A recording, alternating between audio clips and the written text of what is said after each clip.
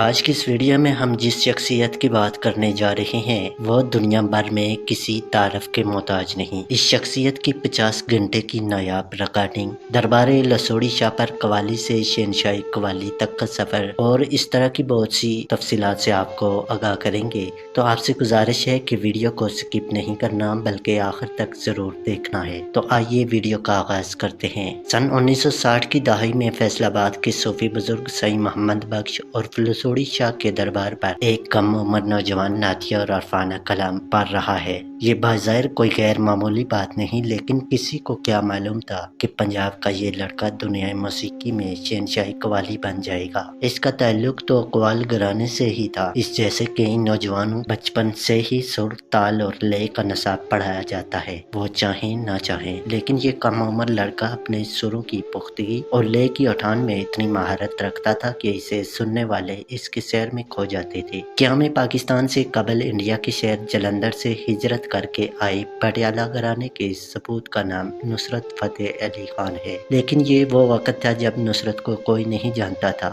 ہاں، سب کو یہ ضرور علم تھا کہ وہ اس دور کے معروف قوال استاد فتح علی خان کا بیٹا ہے۔ نصرت نے بچپن ہی سے موسیقی کو اپنا جنون بنا لیا تھا اور صرف 10 برس کی عمر میں ہی وہ طبلہ بجانے پر کمال مہارت حاصل کر چکے تھے۔ سن 1960 کی دہائی کے شروع میں ہی اپنے والد استاد فتح علی خان کے وفات کے بعد انہوں نے قوالی کی باقاعدہ تربیت اپنے چاچا استاد مبارک علی خان اور استاد سلامت علی خان سے لینا شروع کی، اور 70 کی دہائی میں استاد مبارک علی خان کے انتقال کے بعد اپنے قوال گھرانے کی سربراہی کی۔ فیصل آباد کے مشہور جنگ بازار کے ایک دربار سے اپنے فنی سفر کا آغاز کرنے والے اس ہیرے پر میاں رحمت نامی چوری کی نظر پڑی، جو قیام پاکستان کے وقت سے ہی فیصل آباد میں گراموفون ریکارڈنگ کی دکان کے مالک تھے۔ ان کے نصرت کے والد استاد فتح علی خان کے ساتھ پہلے سے مراسم تھے۔ میاں اسد جو رحمت گراموفون ریکارڈنگ اسٹوڈیو کے مالک میاں رحمت کے صاحبزادے ہیں، نصرت سے متعلق بتاتے ہیں کہ ان کے بے شمار ایسی یادیں ہیں جو آج بھی ان کے ذہن کے دریچوں میں تازہ ہیں۔ وہ بتاتے ہیں کہ ان کے والد میاں رحمت نصرت کے گھرانے کو 1960 کی دہائی سے جانتے تھے۔ سب سے پہلے میرے والد کی ملاقات نصرت کے والد فتح علی خان سے ہوئی تھی، جو اس وقت فیصل آباد کے مشہور قوال تھے۔ وہ بتاتے ہیں کہ نصرت سے میرے والد کی شناسائی تو اس کے بچپن ہی سے تھی، مگر 70 کی دہائی میں جب انہوں نے باضابطہ طور پر اپنے چچا استاد مبارک کے انتقال کے بعد اپنے قوال گھرانے کی سربراہی سنبھالی تو میرے والد نے نصرت کو بطور فنکار نوٹس کرنا شروع کیا۔ میاں اسد کا کہنا ہے کہ آغاز میں نصرت فیصل آباد کے ایک صوفی بزرگ سائی محمد بخش المعروف بابا لسوڑی شاہ کے دربار پر نعتیہ کلام پڑھتے اور قوالی گایا کرتے تھے۔ ان کی رہائش گاہ بھی اس دربار کے سامنے ہی تھی۔ میاں اسد کے مطابق استاد نصرت نے قوالی سے قبل طبلہ بجانے کی تربیت حاصل کی تھی اور وہ بہت مہارت کے ساتھ طبلہ بجاتے تھے۔ ایک واقعے کا ذکر کرتے ہوئے انہوں نے اپنے والد سے سن رکھا ہے کہ میاں اسد بتاتے ہیں کہ نصرت جب 11 برس کے تھے تو ایک قوالی کی محفل میں کوئی طبلہ نواز نہیں مل رہا تھا، جس پر نصرت کو طبلہ بجانے کے لیے کہا گیا۔ وہاں انہوں نے ایسی پرفارمنس دی کہ گانے والا تھک گیا لیکن نصرت نہیں تھکے اور سننے والوں پر انہوں نے ایک سحر طاری کر دیا۔ میاں اسد کا کہنا ہے کہ زمانہ طالب علمی سے ہی نصرت کے ساتھ ریمو گراموفون ریکارڈنگ اسٹوڈیو یا گھر پر ملاقاتوں کا سلسلہ شروع ہو چکا تھا۔ تاہم نصرت کے ساتھ باضابطہ طور پر میرا پیشہ ورانہ تعلق 1992 میں قائم ہوا، جب وہ اپنے والد کے کاروبار میں ان کا ہاتھ بٹانے لگے۔ وہ کہتے ہیں ابا جی سے ان کے قصے اور باتیں سنتے رہتے تھے، ان سے غیر رسمی ملاقاتیں بھی ہوتی رہتی تھی، کبھی دکان پر تو کبھی ہمارے گھر پر۔ میاں اسد کے مطابق ان کے والد میاں رحمت 70 کی دہائی کے آخر اور 80 کی دہائی کے اوائل میں نصرت کو اپنے ریکارڈنگ اسٹوڈیو لے آئے، جہاں سے انہوں نے اپنے قوالیوں اور غزلوں کی ریکارڈنگ کا آغاز کیا اور پھر ترقی اور شہرت کی منزلوں کو چھوتے گئے۔ میاں اسد بتاتے ہیں کہ رحمت گراموفون میں ریکارڈنگ کی گئی نصرت کی چند ابتدائی قوالیوں میں سے ایک یاداں چڑھے سجندیاں اور دوسری علی مولا تھی، جو دنیا بھر میں بہت مقبول ہوئی۔ وہ بتاتے ہیں کہ اس کے علاوہ اور بھی سینکڑوں قوالیاں ریکارڈ کی گئیں۔ ان کی بے شمار ریکارڈنگز کا ایک ایسا سلسلہ شروع ہو گیا اور وہ ہمارے اسٹوڈیو ریکارڈنگز کے لیے آتے تھے۔ میاں اسد کے مطابق رحمت گراموفون ہاؤس ریکارڈنگ کمپنی نے نے نصرت کے 100 سے زائد میوزک البم ریکارڈ کر کے مارکیٹ میں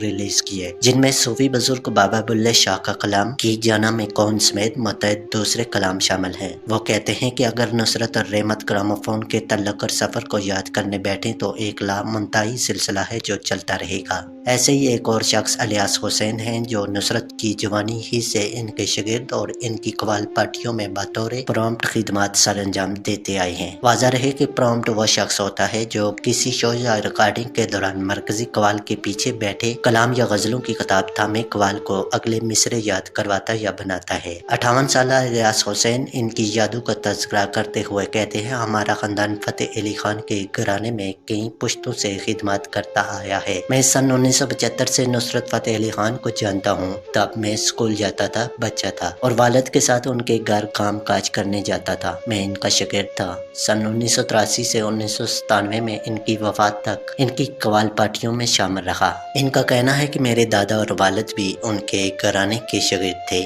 ہمیں اس گھرانے سے عشق تھا۔ وہ بتاتے ہیں کہ 10 برس کی عمر سے جب میں نے وہاں جانا شروع کیا تو کچھ عرصے بعد ہی مجھے استاد فرخ فتح علی خان جو راحت فتح علی خان کے والد ہیں نے کہا کہ میں پرومپٹ کا کام کرنا سیکھوں۔ آہستہ آہستہ مجھے استاد نصرت اور فرخ فتح علی خان نے یہ سکھانا شروع کر دیا۔ وہ بتاتے ہیں بعد میں کلام کو منتخب کرنا اور پڑھنا لکھنا مجھے استاد نصرت فتح علی خان نے سکھایا۔ الیاس حسین یاد کرتے ہوئے بتاتے ہیں کہ رحمت گراموفون میں ریکارڈنگ کروائی جانے والی مشہور قوالی میں سے لجپال نبی میرے درداں دی دوا اور غزلوں میں سے یاداں وچھڑے سجن دیاں آئیاں اکھیاں جو می وسدا بھی دیگر سینکڑوں کے ساتھ شامل ہیں۔ میاں اسد نصرت فتح علی خان کی پہلی سولو ریکارڈنگ کا واقعہ کچھ یوں بتاتے ہیں کہ یہ 80 کی دہائی کا وقت تھا۔ ایک دن استاد نصرت ریکارڈنگ کے لیے حسب روایت رحمت گراموفون وقت سے قبل ہی آ گئے اور انتظار کے باوجود ان کے ہم نوا وقت پر نہ پہنچے تو میرے والد نے پنجابی میں ان سے کہا، آؤ خان صاحب آج سولو ریکارڈ کر دیں۔ اس پر نصرت فتح علی خان نے پہلے تو پریشان ہوئے مگر پھر میرے والد کے اصرار پر حامی پر لے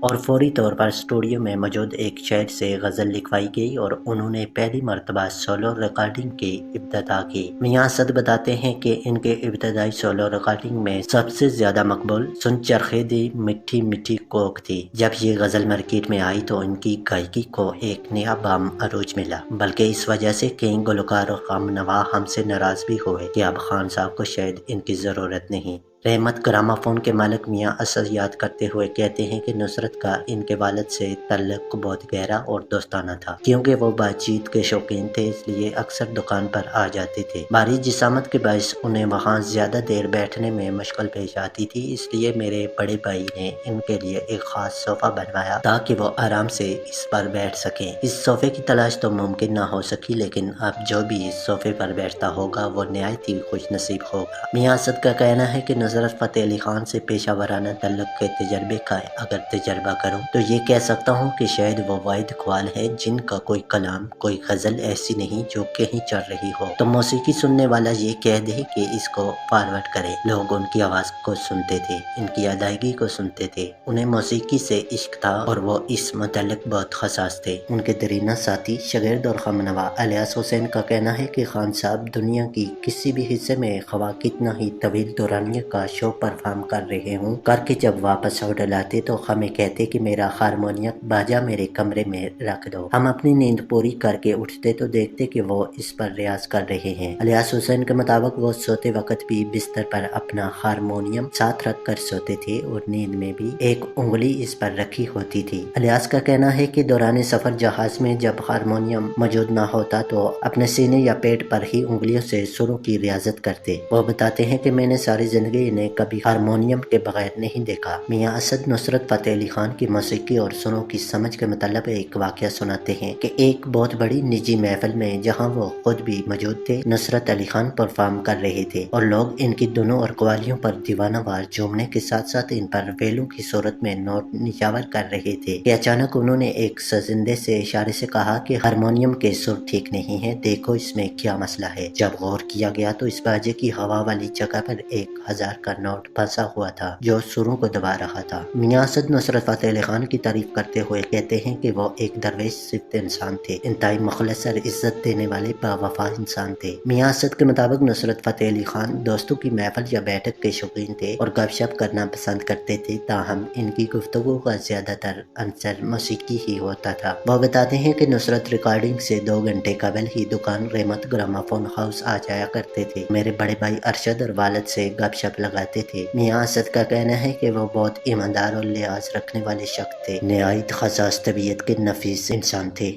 मियां असद का कहना है कि जैसा मेरे वालिद साहब ने इन्हें अपनी रिकॉर्डिंग स्टूडियो के जरिए ब्रेक दी थी, वो हमेशा मेरे वालिद को अपना मौसन करार देते और बड़े भाई का दर्जा देते, हालांकि इन दोनों की उम्रों में काफी फर्क था। मियां असद का कहना है इस दौर में नुसरत को भी बहुत शोहरत मिली तो रहमत ग्रामोफोन का नाम भी बहुत ऊपर गया। वह नुसरत की इनकसारी, हाजी और तल्लक के मतलब एक वाकया सुनाते हैं कि 90 की दहाई में जब नुसरत शोहरत की बुलंदियों पर थे तो मेरे वालिद और बड़े भाई इनसे लाहौर मिलने गए। इस वक्त कोई गैर मुल्की वफद इनसे मुलाकात कर रहा था तो इनके अमले ने मेरे वालिद और भाई को इंतजारगाह में बिठा दिया और इंतजार करते हुए तकरीबन 1 घंटा बीत गया। इस बात का इल्म जब नुसरत को हुआ तो वो फौरन वफद से जारी मुलाकात से उठकर नंगे पैर बाहर आ गए और फौरन मेरे वालिद और बड़े भाई को अंदर ले गए और अमले को कहा, तुम्हें मालूम है ये कौन है? मियां असद का कहना है कि नुसरत फतेह अली खान में दीगर बहुत से फनकारों की तरह पैसे का लालच नहीं था। उन्होंने बताया कि अपने अरूज के दौर में भी अगर मेरे वालिद साहब ने इन्हें किसी जगह कोई प्रोग्राम करने का कह दिया तो उन्होंने पैसों से मतलब कभी न पूछा और न तकाजा किया, बल्कि चुप करके परफॉर्म कर आए। इलियास हुसैन भी इस बात की तायद करते हुए बताते हैं कि जिस किसी ने खुलूस से आकर नुसरत से कवाली की महफिल या प्रोग्राम की दरख्वास्त की तो उन्होंने बिना पैसे के